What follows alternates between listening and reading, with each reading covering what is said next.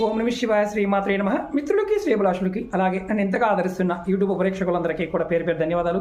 మిత్రులారా, మీ అందరికీ పరాదేవత ఎలవెలలా మీతో ఉండి మీ మనోవాంఛ నెరవేర్చాలని మనస్ఫూర్తిగా కోరుకుంటున్నాను. చాలామంది మిత్రులు అక్క చెల్లెళ్ళు మెయిల్స్లోను కామెంట్స్లోను గురువుగారు మాకు జాతకం చూపించుకున్నామండి, రాహుకేతు దోషం ఉందన్నారు. అలాగే మేము శ్రీకాళహస్తి వెళ్ళాము, అలాగే కుక్కి వెళ్ళాము, అలాగే నాసిక్ వెళ్ళాము, చాలా పూజలు చేయించుకున్నాము, కానీ మాకు పెద్దగా ఫలితాలు రావడం లేదు గురువుగారు, ఏం చేయాలని అడిగారు.